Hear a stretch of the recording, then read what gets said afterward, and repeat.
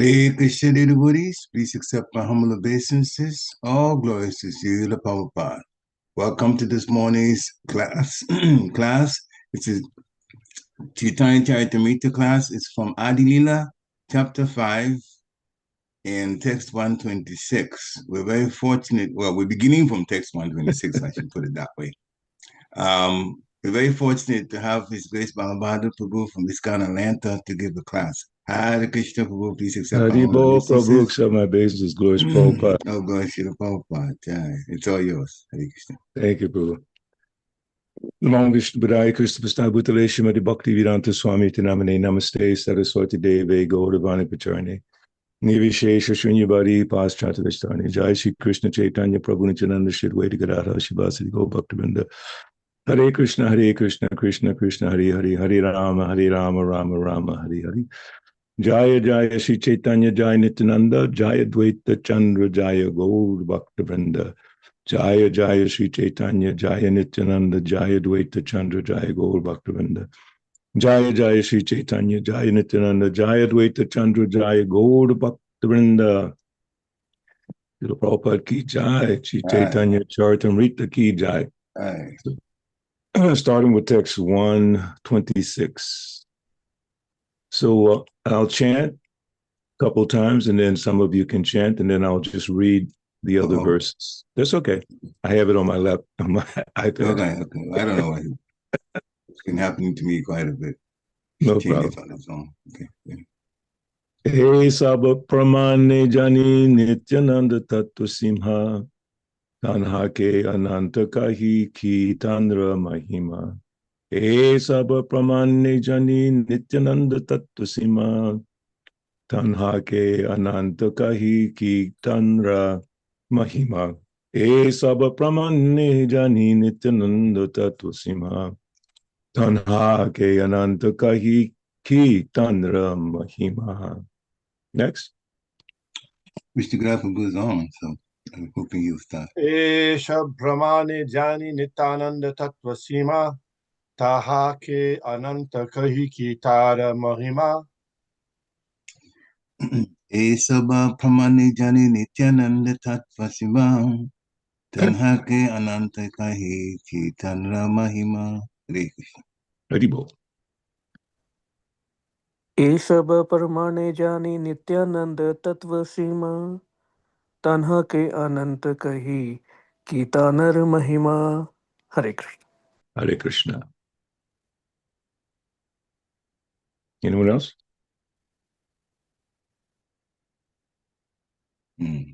Okay. Word for word. e-saba, all these. Pramāṇe, by the evidences. Jāni, I know. Nityānanda-tattva-sīmā, the limit of the truth of Lord Nityānanda. tāṅhāke, to him, Lord Nityānanda, Balaram. Ananta, Lord Ananta, Lord Ananta. Kahi, if I say, he, tāṅra, mahimā. What glory do I speak about him? What glory do I speak about him? Translation. From these conclusions, we can know the limit of the truth of Lord Nityānanda. But what glory is there in calling him Ananta? Text 27. Atava bhaktera vakyamani satchakari sakala sambhavetante jate avatari. Translation. But I accept it as the truth because it has been said by devotees. Since he is the source of all incarnations, everything is possible in him. Text 28. 128. Avatara avatari abheda je jane purve yache krishna ke keho kaho kari mane. They know that there is no difference between the incarnation and the source of all incarnations. Previously, Lord Krishna was regarded in the light of different principles by different people. Text 129. Keho kahe Krishna sakshat nara narayana. Keho kahe Krishna hai sakshat Vamana. Some say that Krishna was directly Lord Narayan, and some called him Lord Vamanadev incarnate. Text 130. Keho kahi Krishna shirodhak shahi avatara asambhava nahi satya vachana sabhara. Some call Lord Krishna an incarnation of Lord Shirodakashayi. All these names are true. Nothing is impossible. Text 131. Krishna jabe avatare sarvam sa asray sarvam sha asi tabe krishnete milaya. When the Supreme Personality of Godhead appears, he is the shelter of all plenary parts. Thus, at that time, all his plenary portions join him. Text 132.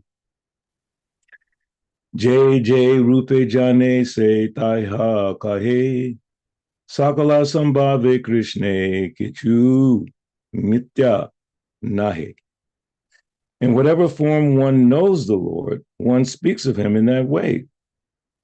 In this, there is no falsity, since everything is possible in Krishna. Purport. Quite long purport, so we'll try to go through it nicely.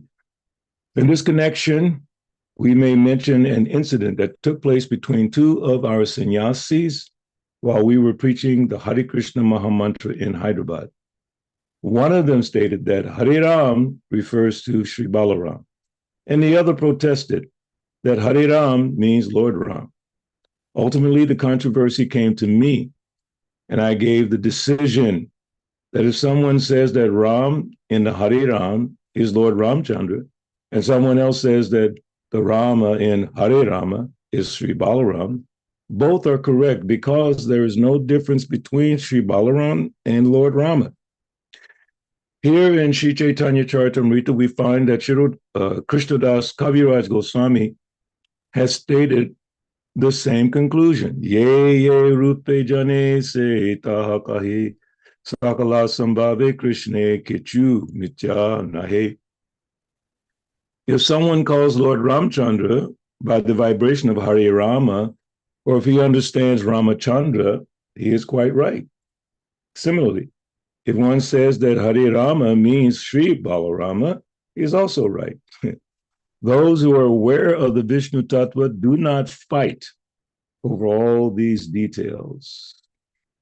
In the Lagu Bhagavatamrita, Srila Rupa Goswami has explained Krishna as being both Shirodakshay Vishnu and Narayan in the spiritual sky, and expanding in quadruple forms like Vasudeva, Sankarshan, Pradyumna, and Aniruddha.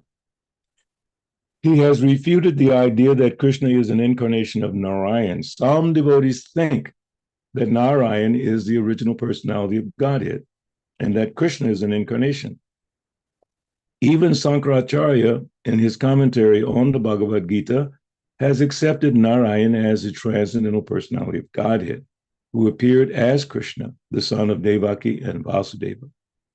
Therefore, this matter may be difficult to understand, but the Gaudiya Vaishnava Sampradaya, headed by Rupa Goswami, has established the principle of the Bhagavad Gita that everything emanates from Krishna, who says in the Bhagavad Gita, Aham Sarvasya Prabhava.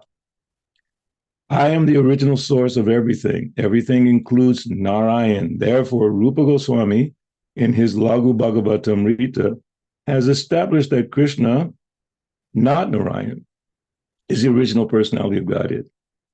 In this connection, he has quoted a verse from Srimad Bhagavatam 3:2-15 that states, Sushanta rupe swatarai sarupaya avyarjamane swanukam pitatma paravaresho maharam suyukto hyajo pijato bhagavan yatagni.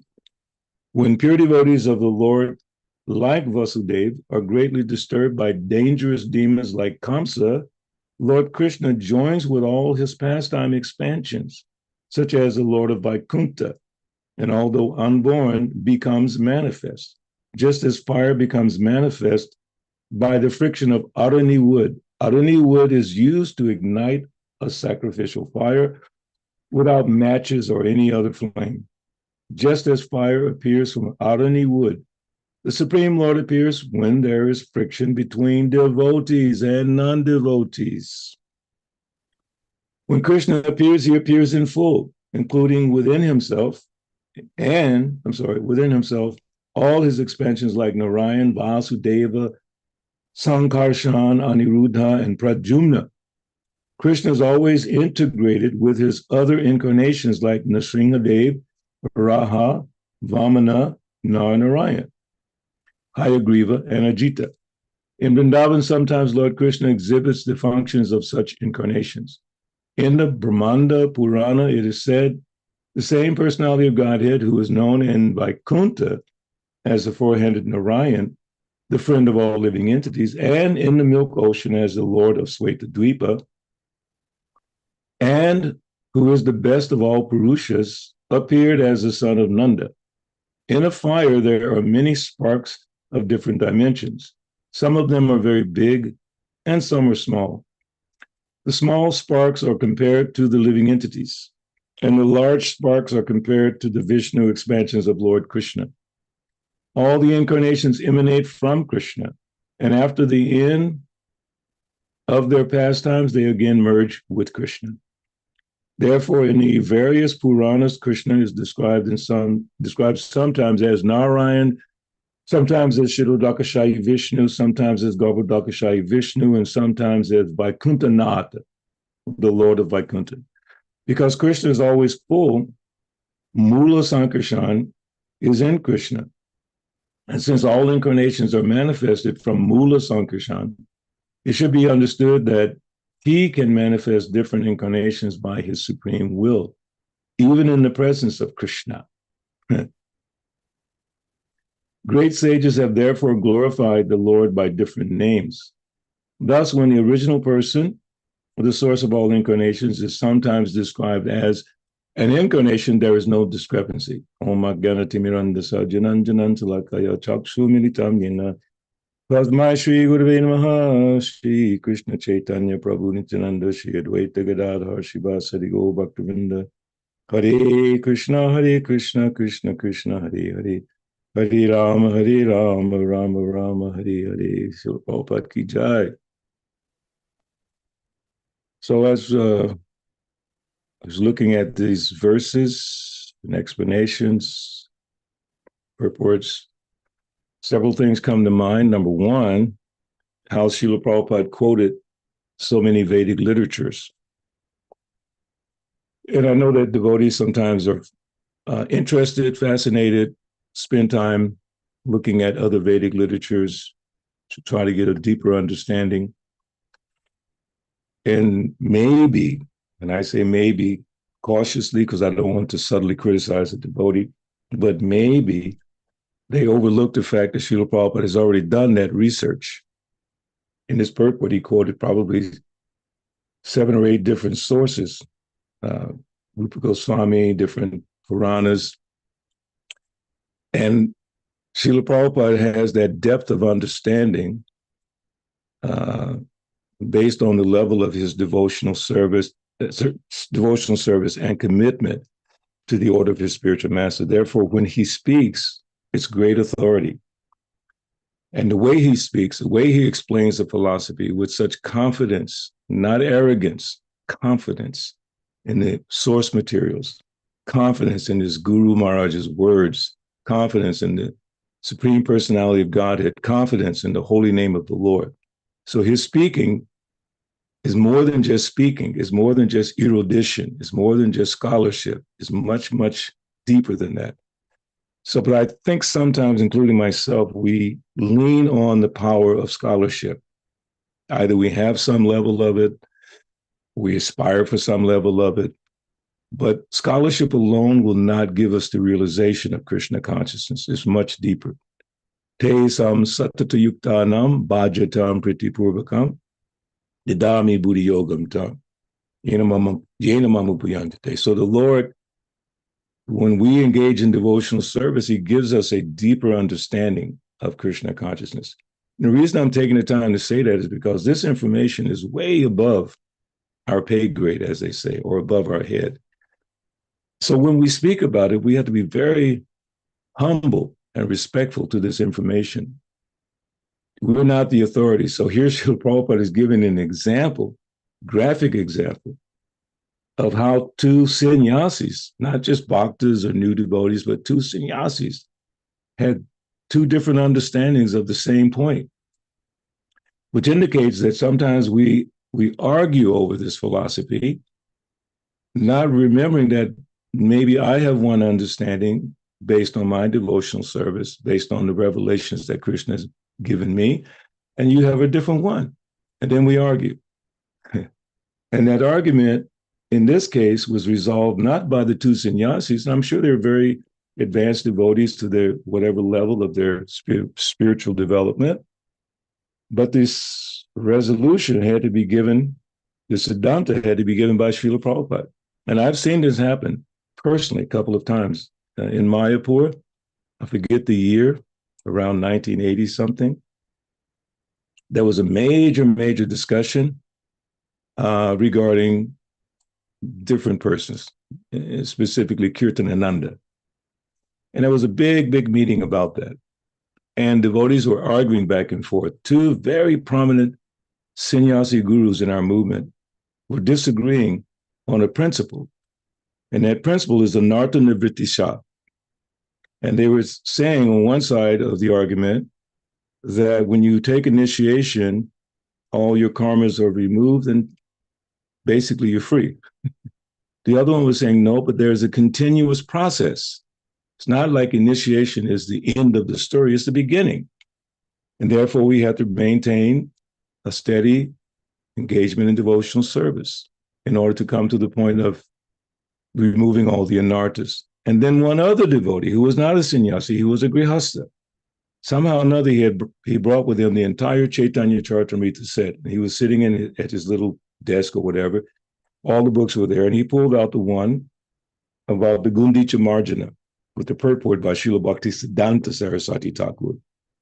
Srila Bhaktisiddhanta Saraswati Thakur, and I don't remember all of it, but the basic idea was that we have to continually monitor our spiritual advancement. We have to be very careful to see how we're advancing, because as Lord Chaitanya demonstrated in the Gundicha Marjana, devotees had done a lot of cleaning, preparing for Lord Jagannath.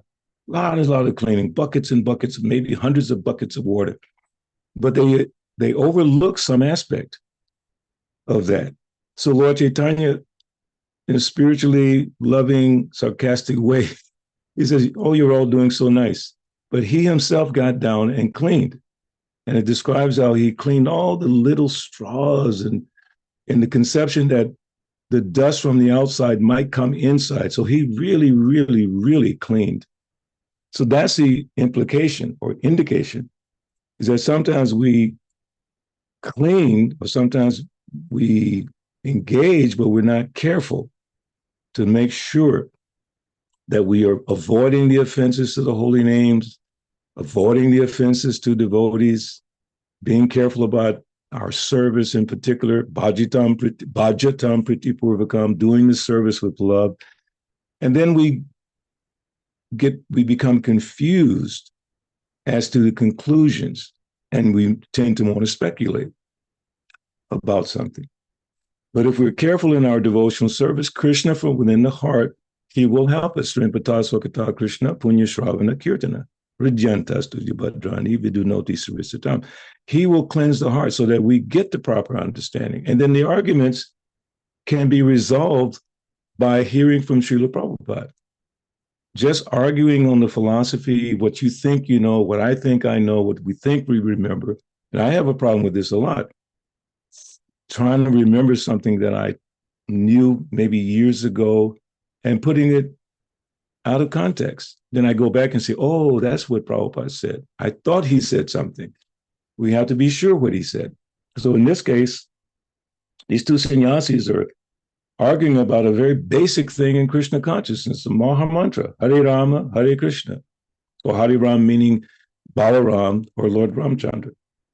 So Srila Prabhupada resolve that. So we have to be very, very attentive to our consciousness, development of our consciousness, our attitude, our sometimes tendency to try to be the authority above or, not even equal to Prabhupada, but just trying to be an authority on something. Our only authority is based on Srila Prabhupada, what he gave us. So we can speak confidently on what Prabhupada has said. We can speak strongly, but not speaking strongly definitively on something we think. I had this this situation recently where a devotee said something so definitively. He actually hit his hand like, boom, boom. No Acharya ever said this. Then I did some research and found out that that was really not correct. So lovingly, I shared with that devotee what Prabhupada said. And that devotee was so happy to see, oh, Prabhupada said like this, and then totally changed his view of something he was so, so confident about. So we have to be ready to receive the knowledge. We have to know that our understanding of this information is contingent upon our devotional service and the quality of our devotional service. It's a very important point. And let me repeat it a couple of times that, it's based on the quality of our devotional service confirmed in the Bhagavad Gita. Again, te sam satata yuktanam bhajatam priti purvakam. Priti means with love. Those devotees who serve me with love, I give the understanding by which they can come to me. So we have to, first of all, make sure our service is nicely done. If we're cooking, it should be cooked first class. And how do you do first class cooking? We can maybe ask Vishnu Gudada to share with us because he's done cooking since the 70s in New York. But you have to be so careful about how you prepare this for Krishna. You're preparing for God. You're not just preparing for a Sunday feast. You're not just preparing for your husband or your wife or your children or some people. Devotees offer their food to Krishna. My God, you think I'm offering this to God? The same God that I've heard about my whole life, either as a Christian or as a Hindu or as a Muslim, doesn't matter. God is always this exalted personality. And now we get a chance to cook for him. We get a chance to clean. We get a chance to dress the Lord. I heard Prabhupada say one time that be careful, you're dealing with God. That's amazing.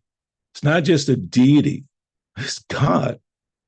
And all you have to do is just remember at least what we've learned in our lives about the exalted position of God. And then we serve, not ordinary. So anyway, Srila Prabhupada resolved this issue amongst the devotees. And then further on in the purport, he says, those who are aware of the Vishnu Tattva do not fight over these details. I made a little note there. Devotees sometimes argue over various issues and statements from Srila Prabhupada's statements and other Vedic statements, instead of truly trying to understand that this knowledge is far above their present understanding, which, as I mentioned earlier. Those who are aware of the Vishnu Tattva do not fight over all these details. So let me see here. Vishnu Tattva, yes. I took this from the Srimad Bhagavatam, and the verse is quite long, because let me just go to the purport. Hastinapur, the capital of the Pandavas, was situated somewhere near present New Delhi, and the kingdom of Ugrasena was situated in Mathura. While returning to Delhi from Dwarka, Arjuna must have visited the city of Mathura, and therefore the inquiry about the king of Mathura is valid. Amongst various names of the relatives, the name of Rama or Balaram, eldest brother of Lord Krishna, is added with the words the personality of Godhead, because Lord Balaram is the immediate expansion of Vishnu Tattva as Prakasha Vigraha. And Lord Krishna is the Supreme Lord, although one without a second, expands himself as many other living beings. The Vishnu Tattva, which is what Prabhupada is mentioning here, those who are aware of the Vishnu Tattva do not fight. So he says the Vishnu Tattva living beings. Now, I was a little confused when I first read that, because I'm thinking living beings are us, the Jiva Tattva. But I kept reading because I knew I didn't have it correct. Again, I could have just taken that and went, wait a minute, this, that, and argued on that point. But I chose to see what Prabhupada said. He said the Vishnu Tattva living beings are expansions of the Supreme Lord. And all of them are qualitatively and quantitatively equal with the Lord. That's why I was confused. Living beings equal with the Lord, but then Prabhupada goes on.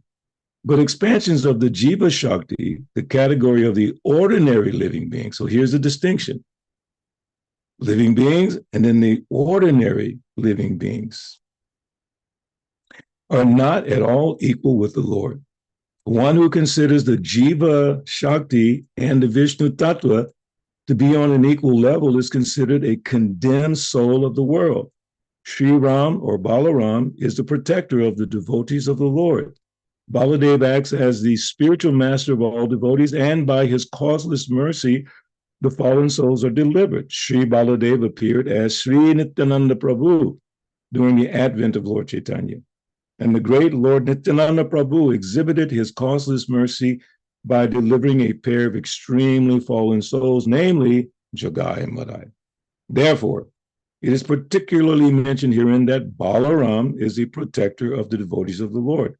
By his divine grace only, one can approach the Supreme Lord Krishna. And thus, Sri Balaram is the mercy incarnation of the Lord, manifested as a spiritual master, the savior of the pure devotees. And that's from Srimad Bhagavatam, 1st canto, 14th chapter, text 28 to 29. So again, Prabhupada says here, those who are aware of the Vishnu Tattva. And what does that mean to be aware? Understanding the exalted position of the Vishnu Tattva as compared to the insignificant, small position of the Jivas, which we are, who never equal to the Supreme Lord. Now, here's one of the quotes he gave, apart from that quote, which was Bhagavatam, for me. Oh, Chaitanya Charitamrita quote. Then he quotes, in the Lagu Bhagavatamrita, Srila Rupa Goswami has explained Krishna's being both Kshirodakshai Vishnu and Narayan in the spiritual sky, and expanding in quadruple forms like Vasudeva, Sankarshan, Pradyumna, Aniruddha. He has refuted the idea that Krishna is an incarnation of Narayan. So there's, amongst the Vedic scholars, logicians, munis, they have these differences sometimes. So Rupa Goswami, in our line of disciplic succession, has refuted that. He doesn't accept it. It may have come from a Vedic literature, translated, commented upon by some very big scholar, but he's refuted it. He refuted the idea that Krishna is an incarnation of Narayan. I remember the first time I sort of did some research on this years ago, what the scholars say about Krishna. And even in the, I believe, encyclopedia, it says Krishna is the 8th avatar of Vishnu. Now, as we go through this purport, we'll realize that, okay, sure, it's true on some level, but he's the supreme personality of Godhead, not just ordinary. So they have a lack of knowledge. Their knowledge is very limited. They meaning mundane scholars, ordinary professors in universities, big universities, Harvard University, Princeton, all those universities. They have some knowledge of Vedic philosophy. Probably know, not probably, I'm sure they know much more Sanskrit than me, and they know all these books of the different acharyas. But we don't depend on that. We depend on what Srila Prabhupada has revealed to us. He's telling us now what Rupa Goswami has decided. We accept it. We don't argue with it. Not by our individual research. We find something else. We find some other information. We bring it back into the association of devotees with our limited understanding of literatures that are much more elevated than we have the capacity to understand.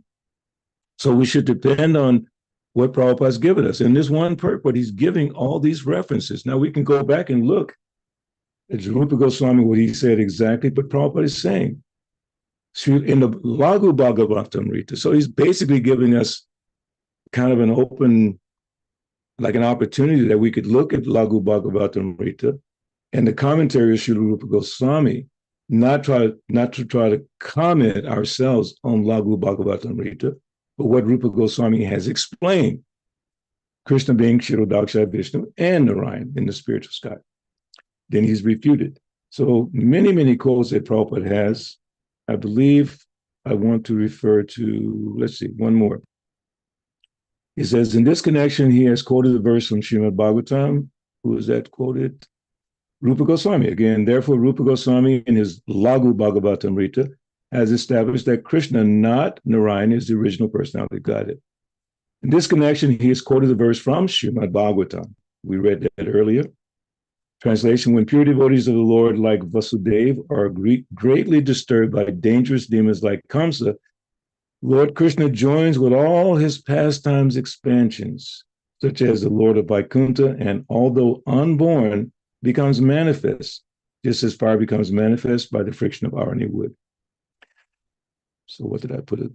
Yeah, this indicates that by the friction between devotees. Sorry about that. So when Krishna appears, he appears in full, including within himself all his expansions like Narayan, Vasudeva, Sankarshan, Aniruddha, and Pradyumna. Krishna is always integrated with his other incarnations like Nrsingadeva, Varaha, Vamana, Narayan, Hayagriva, and Ajita. In Vrindavan, sometimes Lord Krishna exhibits the functions of such incarnations. Therefore, in the various, this is further down, therefore, in the various Puranas, Krishna is described sometimes as Narayan, sometimes as Shirodakshaya Vishnu, sometimes as Garbhodakshaya Vishnu, and sometimes as Vaikuntha, not the Lord of Vaikuntha, because Krishna is always full. Mula Sankarshan, that means the original Sankarshan, is in Krishna. And since all incarnations are manifested from Mula Sankarshan, it should be understood that he can manifest different incarnations by his supreme will, even in the presence of Krishna. Great sages have therefore, so the therefore, that's a word I love so much when Prabhupada uses it. It's like, okay, now we're going to get the final Siddhanta. Great sages have therefore glorified the Lord by different names. Thus, when the original person, the source of all incarnations, is sometimes described as an incarnation, there's no discrepancy. So we don't have to argue over that. We can just understand everything is within Krishna. And then Srila Prabhupada referred to a Bhagavad Gita verse. And that verse is Bhagavad Gita chapter 10, text 8. I'm sure most of you know it. Aham sarvasya prabhavo matat sarvam pravartate iti matva bhajante mam buddha bhava samambita. I am the source of all spiritual and material worlds. Everything emanates from me. The wise who perfectly know this engage in my devotional service and worship me with all their hearts. A learned scholar who has studied the Vedas perfectly and has information from authorities like Lord Chaitanya and who knows how to apply these teachings can understand that Krishna is the origin of everything in both the material and spiritual worlds. So the wise who perfectly know this engage in my devotional service. So that means the conclusion is, in trying to understand the expansions of Krishna, the greatness of Krishna, the conclusion is engage in his devotional service. So we read, we study, we research, but the conclusion is engage in devotional service, the wise, because there's two things, jnana, vijnana. Jnana means knowledge, or you can acquire knowledge. We all do that, either through educational endeavors or even at our work.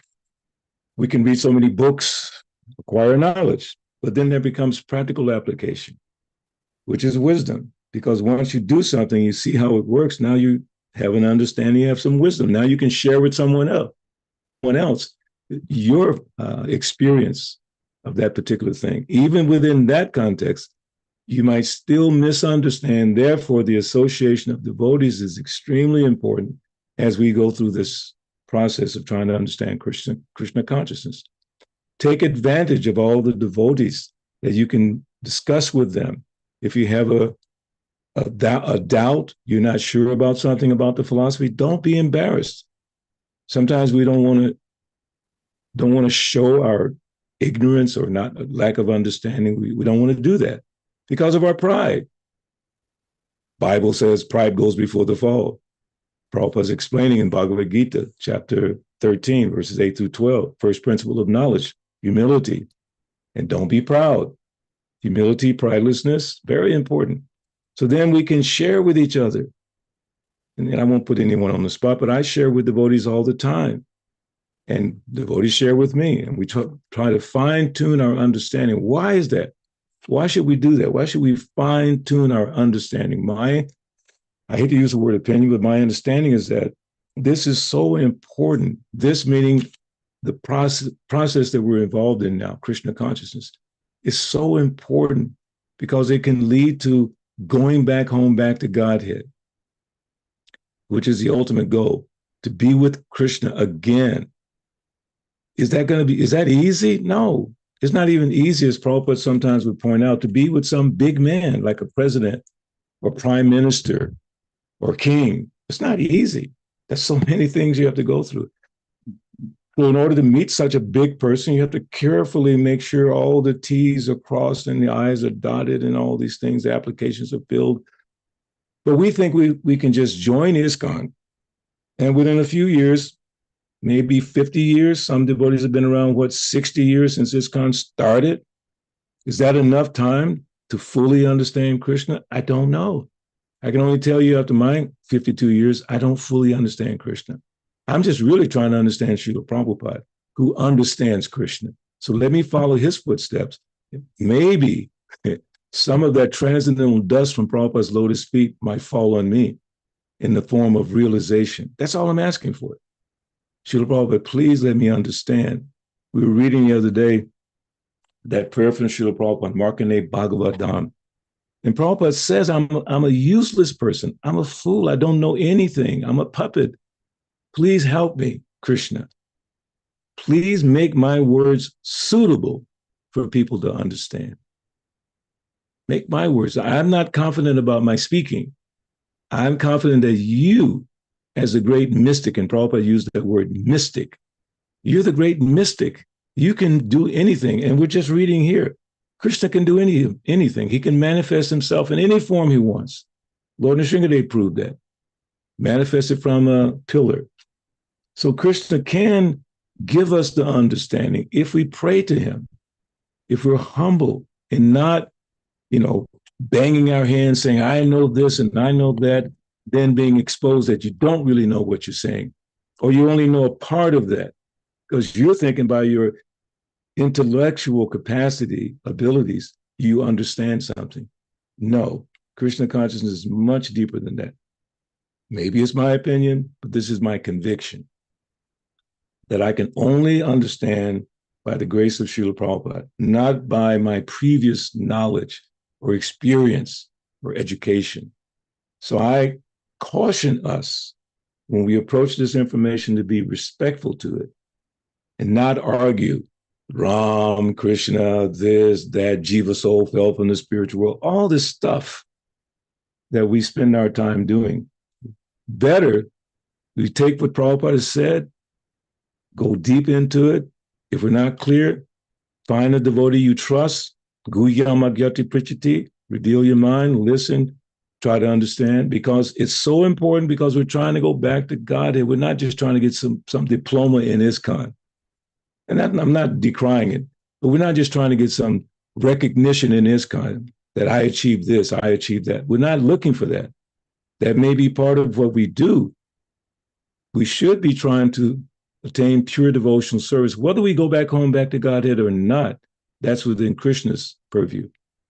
But we want pure devotional service. We want to be serving Krishna purely, without motivation, without any desire. As Prabhupada said at the end of one lecture, he said, Radharani, which we've been absorbed in the mood of Radharani this month, Radharani doesn't ask Krishna for anything. And when he said that, you could feel, the emotion coming from his heart. Just thinking about that level of Krishna consciousness, that where you're not asking Krishna for anything except devotional service. My Lord, please allow me, Mama Jamani Ishvare, to have your devotional service life after life after life. So I want to stop there. Again, my main point about not arguing over things, trying to understand what Srila Prabhupada has given us, the things that Srila Prabhupada has revealed to us in terms of the acharyas, that we can go a little deeper, but not having that pride of thinking we know something, because we can be exposed as not really understanding. That can be avoided by the association of devotees by honest communication, accepting that maybe what I think I know is not complete. Let me share with the devotee and see if we can balance each other on that. So back to you, Parikshit Prabhu. See if we have any comments or questions. Hare Krishna. Thank you, Prabhu. That was a sound. Nice. That was the sound of Lord Brahma coming in your room, right? We'll keep that confidential for now. Thank you very much for a wonderful, insightful lecture, and bringing out the points is very interesting, very, very educative for us, especially when Srila Prabhupada explains the situation. Yes, Rama, what it means, and the Lord being who he is. Sometimes we try to do things from a material standpoint, think about it from a material standpoint. That's when we go off. That's when we really go off. Srila Prabhupada described with the candle analogy. So there's so much is there. Yes. So thank you very much for pointing it out. But anyway, the world is, you're going to meet yourself. You want to make comments about this, ask questions. And I'm hoping that we can get up to throw in some comments to start with. And then we'll go from there. Hare Krishna. Haribo. Balabhadra. Hare Krishna, Krishna Guru Prabhu, glory to Prabhupada. A few comments or questions or both. One is, in the beginning of that purport, Srila Prabhupada focused on Balaram or Lord Ramchandra, and that there wasn't really an important difference in the sense that the name Ram could be indicative of either. So with that in mind, so why would it make such an important difference whether Krishna is the original or Narayana is the original? You follow the question? What would make it so important to establish that? That's my first question. Yeah, let's think about that a little bit. Maybe Parikshit can jump in as well. That why Krishna is presented as the Supreme Personality Godhead. Is that the basis of the question, as opposed to the beginning of the purport was is Ram indicative of Balaram or Lord Ramchandra? And so Srila Prabhupada said they're all on the Vishnu Tattva platform, so we're not going to quarrel about that because they're all on the transcendental platform. So you could say, one could make and I'm not making this argument, but I'm just presenting the question. Well, Narayan and Krishna are all on the transcendental platform. So what difference does it make if Krishna's first or Narayan's first? What you could say that? Yeah, I mean, yes. And then we go back to what is that verse in the Bhagavatam? Ete cham sakala pumsa Krishnas tu Bhagavan swayam indrari bhagalam lokam Rajanti Yugevi. So Krishna are all the different expansions of Krishna, and when he mentioned Vishnu Tattva, Srila Prabhupada, where he mentioned Vishnu Tattva, those who are aware of the Vishnu Tattva do not fight over these details. That's interesting. It gives us a little platform to work from. What are those details? If someone calls Lord Ramchandra by the vibration of Hari Ram, or if he understands Ramchandra, he is quite right. So in one sense, that argument that could be made is right. But Vishnu Tattva being similarly if someone says that Hari Ram means Sri Balaram, he is also right. So what is that? Achincha beta beta tattva simultaneously one and difference. Does that come into play in this discussion, Vishnu Prabhu, in this trying to understand this? Well, that's up to the Prabhupada says that in that verse. I'm just saying that No, it's a good argument that someone can make. Narayan, you could say Narayan is the source of everything. Yes. Krishna is the source of everything. Yes. Why quarrel? What difference does it make? Is there any different importance to who's the original? Yeah. That's my question I'm putting out there. And why should we quarrel over that? Some people in the different Vaishnav Sampradayas, and as Prabhupada quoted there in the purport, Shankaracharya said, Narayan is the original. Exactly. And those who are in the Ramanuja Sampradaya, they also might say well, Narayan, or like Narayan is the original. So we might quarrel with them. Yeah, excellent point. Preacher, you were going to say something? e-saba. So So next that's time, Narayan. That's on behalf of Narayan, right? well, I'm the source of everything. Everything emanates from me. That was Krishna. This is Bhagavad Gita. That was Krishna speaking. Yeah. Was it Narayan speaking? Because Narayan is also Krishna has Narayan, or we say Krishna has Narayan. So. Anyway, look, I was just thinking, in my limited experience, it's not unusual when people say that Krishna is the incarnation of, or the eighth incarnation of Vishnu or Narayan. Yeah. There's a little bit of a motive, at least in what I've heard, is that they want to minimize the position of Krishna or discount the position of Krishna. And for whatever reason, perhaps it's explained further, but in the Laghu Bhagavatamrita, but Lord Rupa Goswami, he was important for him to establish, no, Krishna is the original, and all the others are expansions or expansions of expansions, which, as you quoted from the Srimad Bhagavatam, ete tāṅsakala pumsam. Yeah. But anyway, that just is your question. Then also you were saying how you encountered a devotee who was very, very sure about a certain point of philosophy, but turned out it wasn't correct. So I was wondering if you've encountered other such glitches or difficulties or misunderstandings other than the one that you cited. Yeah, absolutely. I mean, I'm trying to remember some specific ones. I mean, one really small one, but very sweet one. It involved myself, Nityānanda Prabhu, Swavas, the current president of LA. I don't remember if Vaishya was there. Maybe he was there. Surya might have been there. And what the situation was, we were doing the Atlanta airport pretty much all week. But then on Saturday, we'd only go half a day. Then we come back to the Atlanta temple and we take a big lunch feast and go to sleep for about an hour. Then we wake up and read Prabhupada's books, Bhagavatam. So we came across a word that none of us remembered from, I guess, from our school days. Tantamount, just a simple word in English, tantamount. And then we started speculating what it meant. Like we didn't have cell phones that could go, Siri, what does tantamount mean? We had to really think about it. And then I believe it was Swabhas who pulled out the dictionary, because what Prabhupada said in the purport, I don't remember the exact purport, but he was saying, this thing is tantamount to that thing, whatever it was, okay?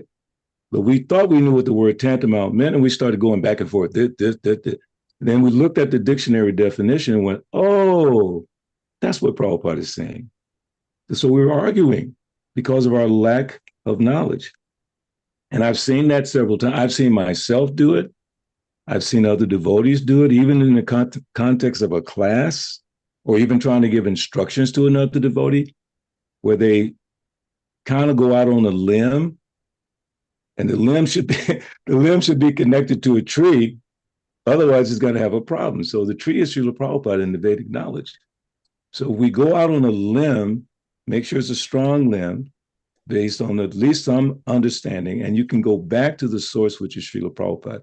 Then the arguments can be resolved. So to your point, Vishnuda, yeah, I've seen it many times. As I gave the example in Mayapur, two big sannyasi gurus fighting over a basic principle in Krishna consciousness that should have been agreed upon years ago. But not to speculate too much, but I think there was too much feeling of authority of what this person said and not willing to hear anything else.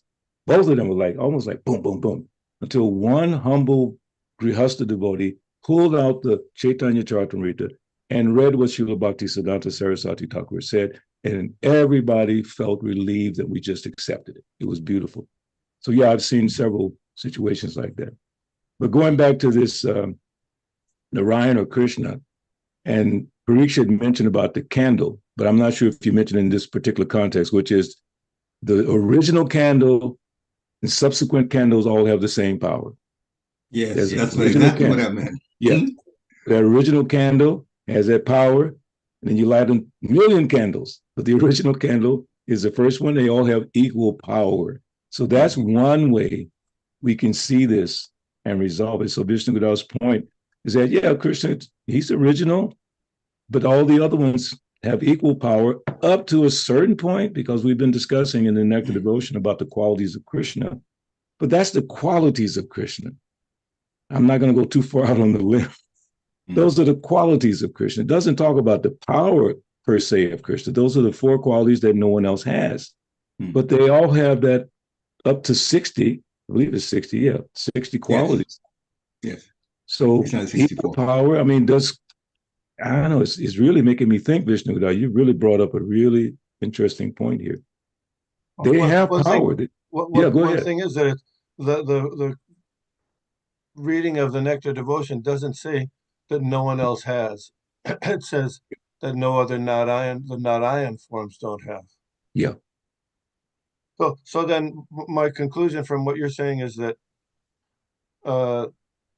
when we're researching or trying to speak on an issue, before getting opinions from various other sources or other people, that we should really, first of all, study and try to understand what Srila Prabhupada says about the issue, since number one, he's an ISKCON founder-charya, plus he's, as you mentioned in the class, he's already done the research.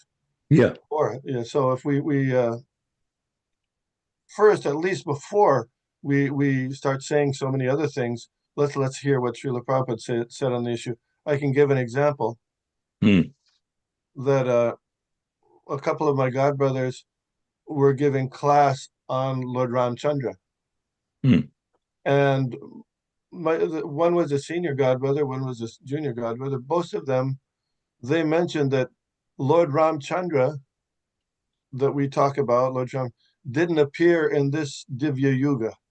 He appeared in 2 or 3 Divya Yugas previously. Divya Yuga means,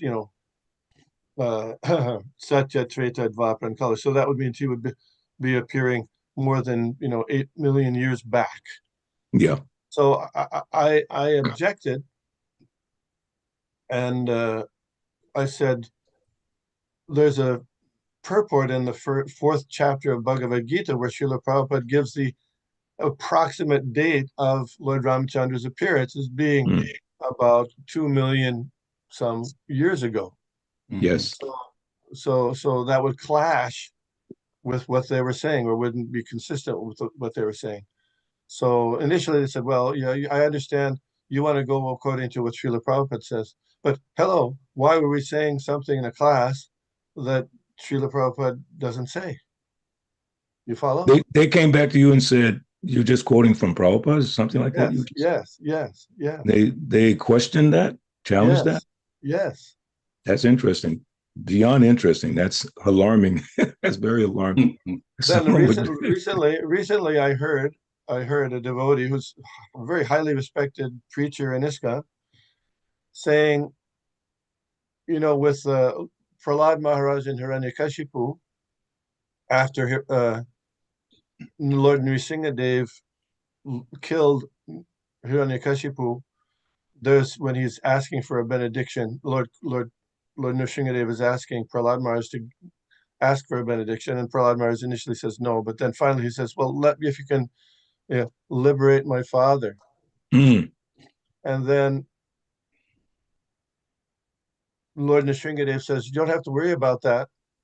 He says 21 generations have already been, the word in Sanskrit is purified.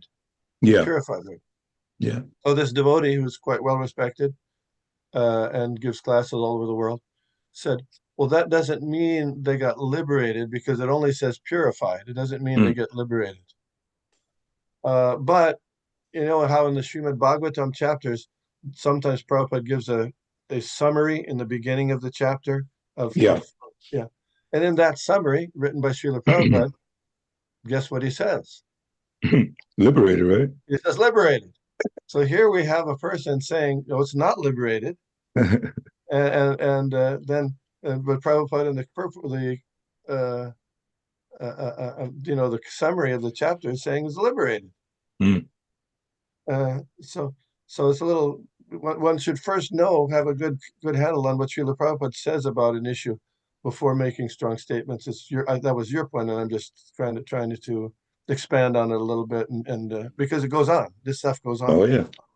No, I love that. I mentioned also there was one time in Lord Nityānanda's appearance day, and the devotee giving the class, he said, actually, we shouldn't be worshiping Lord Nityānanda on his appearance day. Wow. It's a big one. We shouldn't be worshiping Lord Nityānanda on his appearance day. And another one I remember is there's a devotee who gave class in Philadelphia who said, Lord Nityānanda was a brahmachari in his previous life who did lots of austerities and penances, and then therefore he got the and this person was quoting from a version of a Lord Nityānanda pastime work. Yeah. And then he became that brahmachari, became Lord Nityānanda in his next life. Wow. And that was in a class. In the class on Lord Nityananda's appearance day. Wow. Yeah. I mean, I had to be so careful. One sannyasi giving a class on the Nityānanda's appearance day, he said, Lord Nityānanda came to stop child abuse. We were all kind of like, what did we just hear? I mean, I know, protecting Prahlad, but is that the reason why Lord Nityānanda appeared to stop child abuse? It didn't square. It was like very strange. And you and I, Vishnu, yeah. Go ahead. So I appreciate your point. Your point being that before making, conclusive statements, first we should know what Srila Prabhupada said on an issue. I like that very much. Yeah, and not go out on a limb with our own interpretation of it, trying to make it more, interesting. In other words, saying something just to be interesting or to make it, frame it in an interesting way, that's fine, as long as it comes back to Srila Prabhupada. That's really my main point, is that we have no authority beyond what Srila Prabhupada has told us. But then devotees will argue, Prabhupada is saying something, or he would never say something against an Acharya statement or some other Vedic literature. So therefore, we have to go to that superseding Srila Prabhupada. We have to make sure what Prabhupada said is this and that. That really scares me, that I have the ability, the intellect, the capacity to compare Srila Prabhupada with the Vedas. And no, I just accept what he says as a Siddhanta. This is the authority. Someone mentioned that just the other day. Prabhupada's the authority. He's our Acharya. He's the most important Acharya for us. Don't bring me 10 other Acharyas that you're interpreting. You're giving your comments on what the Acharya said, and then comparing it to Srila Prabhupada. I don't want to hear it. What did Prabhupada say? This is so funny because Vishnu Gadar a few years ago came up with an idea for like one of these wristbands. What would Jesus do? So what would Prabhupada do? What would Prabhupada say? And I think all devotees on this call and all devotees in this con should make sure. And you're not going to have all the knowledge of what Prabhupada said, but just make sure that you're taking the time to look at what he said about a word, a sentence, a concept, whatever it is. When I saw the word Vishnu Tattva, and I saw the words living entities, and I saw the words, powerful, I said, wait a minute, I need to understand that. And just look at what Prabhupada said. And Prabhupada resolved it so easily. So, yeah. Thank you. Hare Krishna. We step on humble basis. It's all glory to Prabhupada. Very nice discussion going on. And just a couple of things. I know Vishnu Prabhu brought up a point by devotee saying that using the word purified. And then, but they didn't say that they said it didn't imply the liberated. And then later on, we looked at a reference and Srila Prabhupada again said liberated. So I started thinking, if a person is purified, becomes a pure devotee, wouldn't he be liberated anyway? What's the big deal? Depends on the level of purification. Well, Srila Prabhupada said that when we are, taking Krishna consciousness seriously, it says devotees are liberated. But we know we have faults. Mentally, we're connected, but physically, we still have anarthas to go through. Yeah. But even that, Srila Prabhupada agrees that that's liberation. much less a person that's purified. How wouldn't he be liberated? And That's the point. does liberation imply going back to Godhead, or can we be liberated in this current situation? For me, they have an understanding that yes, this is not the place to be. yeah, Mentally, this is not the place to be. This is a place that's temporary. This is a place that there's suffering here. So when you have that understanding, don't get attached to that. That already is mental liberation. You remove yourself from the craziness of people trying to figure out what's going on in the world when you already know this is not for me. That already is liberation mentally, even though why we're here. And that's my argument. No, that's as far as I'm going with that. So liberation seen as a purification of consciousness, as in Lord Chaitanya's, what is the first verse of Shikshastakam? Cheto Darpana Marjana. So once our consciousness is purified, I'm trying to think of a verse, I had one in mind, but it slipped, that indicates that the liberation of consciousness, not as opposed to, but in the same context as going back to Godhead. So we see liberation as going back to Godhead, going to Vaikuntha, but, and help me out, Vishnu, with all this. So that purification of consciousness, is that tantamount to liberation? I think you answered that already, because you said you want to serve, and that's what Lord Chaitanya says, Mama Janmini Janmini Shwari Bhavata Bhakti Ahoy Tukitwai. And I've heard Srila Prabhupada say in the recorded lecture, going back to God, it is enough for us to Krishna. When he said, Prabhupada said, when he likes, he'll do. Yeah. And ours is just to serve him. So if a person realizes that they should be detached from the material world, even while they're here, and they have to serve him, serve the devotees, serve Guru, serve the deities, that already is liberation. Now, going back to Godhead, Krishna would decide that. That's why I don't add purification or liberation to going back to Godhead necessarily. Okay. That's Krishna's decision. So what, do you have any other insight on that, Vishnu? I'm looking for one verse. Well, Sarvanga wrote that, he quoted Lord Chaitanya, Mukti hitvanya tarupam svarupena vivastiti, being established in your constitutional position as a servant of Krishna, that is liberation. So that goes along with what Parikshit Prabhu says. Usually we categorize liberation. There's 5 kinds of liberation. Right. Sarupya, Samipya, Salokya, Sharshti, and Sayujya. So that's the general, within those 5 categories, usually that's liberation. But of course, there's also the verse by Rupa Goswami that says that as long as you're using your body, mind, and words in the service of Krishna, I don't remember the Sanskrit, then even though, you might have, you're still within a physical body, you're considered liberated. Okay, either one of those, any of those, that's fine. Any of those kinds of liberation. I had another question though. I'm going on to go on a different tangent if it's okay. Yeah, let me add one more thing. Don't forget that question. There's one more thing to this point so we can put a cap on it.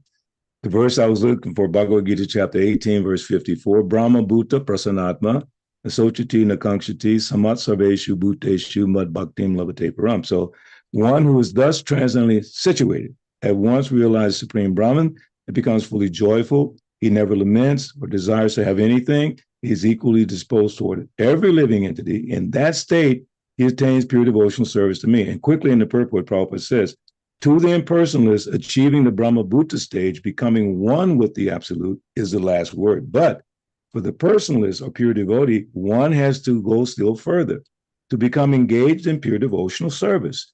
This means that one who is engaged in pure devotional service of the Supreme Lord is already in a state of liberation called Brahma Bhuta, oneness with the Absolute. I just thought that kind of brings it in focus, that consciousness or state of awareness in devotional service is liberation. But it's, as you were saying, there's 5 kinds of specific liberation. And the wonder is that even 21 generations are going to get any one of those kinds of liberation. That's pretty wonderful. That is just by pure devotees' activities in Krishna consciousness. And some people say Well, 21 generations is for the Uttama Adhikaris, and different people say that.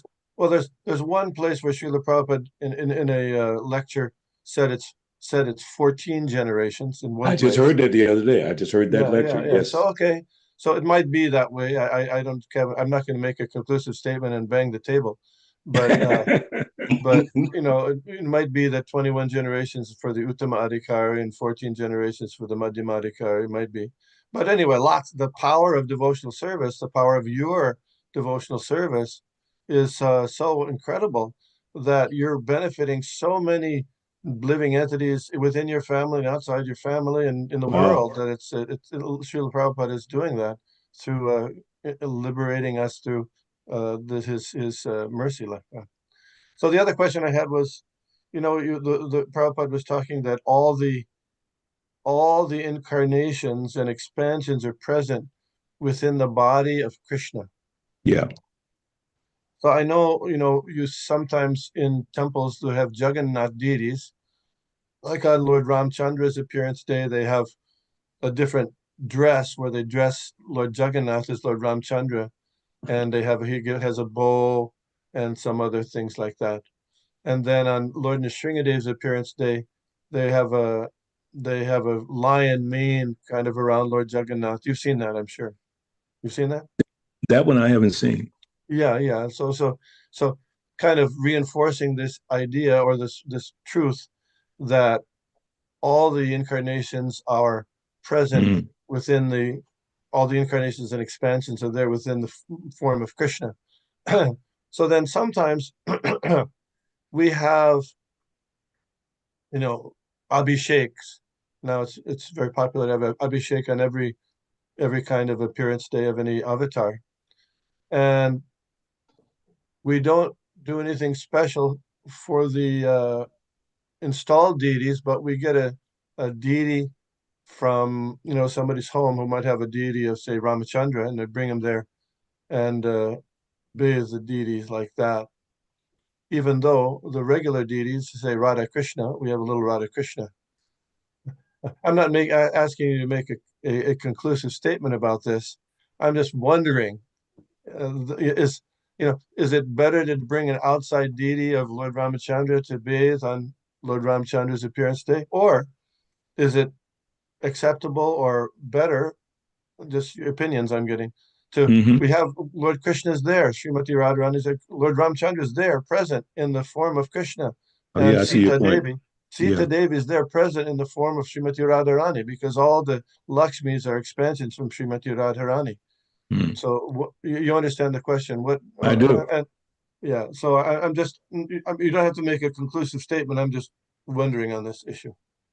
No, I know what you're saying, and I'm going to look into that a little more, because to me, it's a function of the ultimate managing authority to decide these issues. In other words, it's something you can think about, something you can meditate upon. It's an expression of the devotees' devotional service to do all these beautiful things. My first impression is that I never saw it when I grew up in the movement. Never. I never saw this, you know, putting things on Lord Jagannath. So I'm wondering, my first question is, did that come from Srila Prabhupada, or did that come from some other sampradaya, or did it come from something they do at Jagannath Puri that we introduced into ISKCON? I have to look into that, because we installed Lord Jagannath in Atlanta in 1975, Gaur Nitai 1974, Radhakrishna 1986.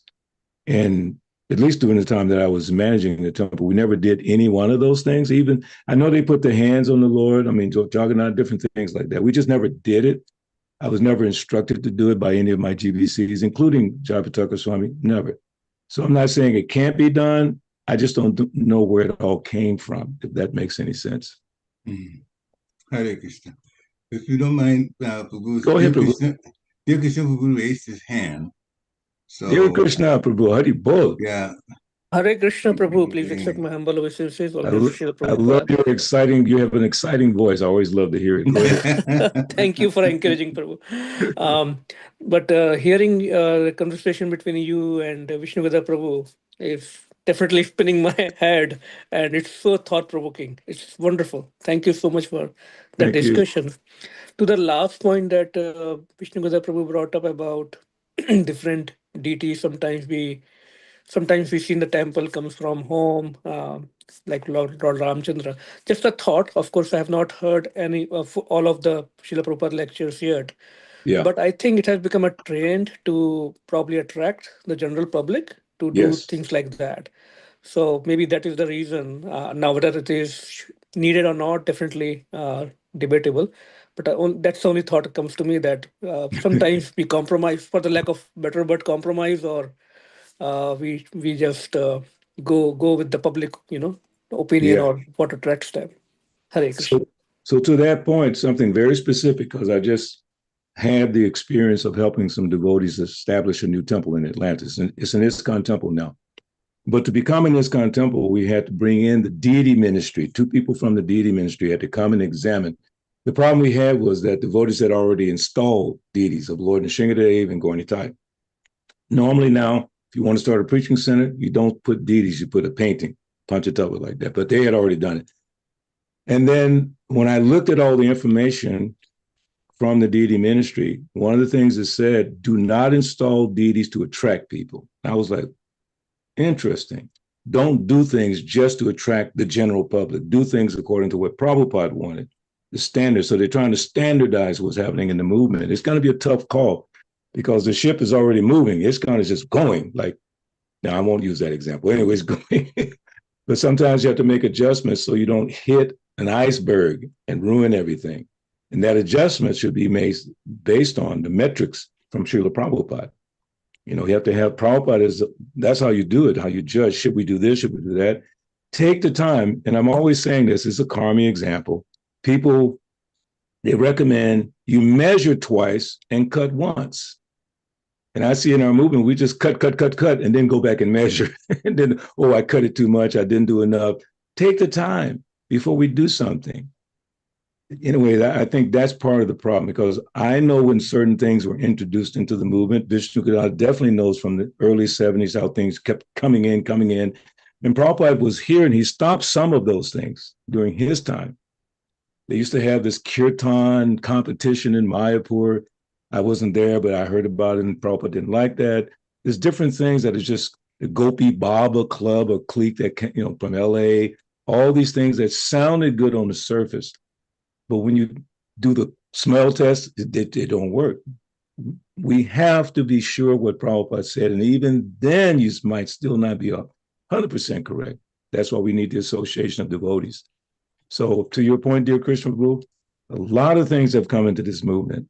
And where they came from, sometimes we just don't know. I know where we have the kalash thing that we do for bathing the deities, and we sponsor all this, sponsor all that. I know exactly when that came into the movement. I know the person who brought it to the movement. I know the person who made a video how to do that, how we can raise money. It was not based on purely transcendental, we love Krishna. It was like, we can raise money with this.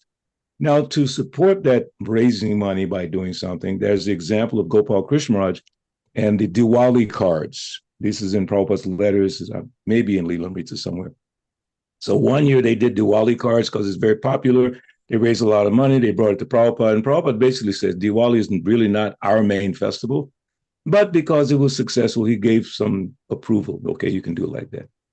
But we don't have physically Prabhupada here to check us. All we have is ourselves, meaning all the way up to the ISKCON gurus. That's all we have is ourselves.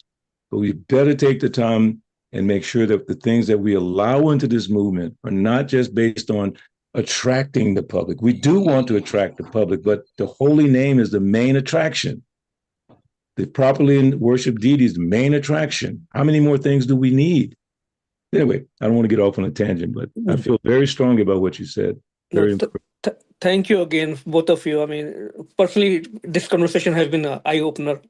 Again, we need correction all the time, but definitely. Thank you so much again. Hare Krishna. Thank you, Prabhu. Hey, Krishna. Any last Hello. I want to see if my dear friend is here, Bhakta Tim Rosen. He's the guitar player for our now retired Marori band. He's a very special devotee. He loves Prabhupada's books. He's my main partner for Harinam Sankirtan. Dr. Tim, you have any comments? Dr. Tim Prabhu? He might be at work. Hare Krishna. Hare Haribol, Bol. Prabhu. Yeah, I was thinking about commenting about the differentiation between the names of Krishna, which you were discussing earlier, but because when you were talking, I was thinking about that picture on the cover of Srimad Bhagavatam, Canto 1, about has the different spiritual planets, Oh, yeah. And then inside of that, it has the different names of Krishna, or the different names of Krishna. So you have the big picture of Krishna inside of the flower, and then outside of that, you have all the planets with all the different names of Krishna, his expansions. So that's just kind of what it reminded me of. So in my mind, I was just like, well, you have the topmost planet, which is Goloka Vrindavan, and that's where Krishna resides. But then you have these other spiritual planets. I don't know if you would say they're necessarily lower than that, but they're different, I guess you would say, with these different expansions of Krishna. So I was just thinking in my mind, is it better if someone wants to go to, let's say, Lord Ramchandra's planet, is that just as good as going to Goloka Vrindavan, or so that's kind of what I was generally thinking about in my own mind. That's a beautiful meditation. Let me meditate on that. Unless somebody has a comment, I like that, Bhagavad Gita. That's very sweet. Wherever you are in the spiritual world, you'll be happy. That's one way to look at it. Wherever you end up, you'll be happy. It's perfect. It's not like the people in Vaikuntha just can't, they're just not happy with Vaikuntha. I just want to go to Krishna Loka. I'm not happy. No, there's no unhappiness there. It's all bliss. Yes. Okay. Thank you very much, Ruth. Very lively discussion after the lecture. Also, thank you, Ruth, for giving such a nice lecture, and all the devotees that joined in the discussion, all the devotees that were listening attentively to it. Everybody benefited from it. Jai. So, have a wonderful Krishna conscious day. Why don't you check out Pataru Vishya Kripa Sindhu Bevacha Patitanam Bhavnebhyo Vaishnavebhyo Hari Bol. Glorious Srila Prabhupada. Thank you all. Hare Krishna, Mataji. Hare Krishna. Hare Krishna. Okay.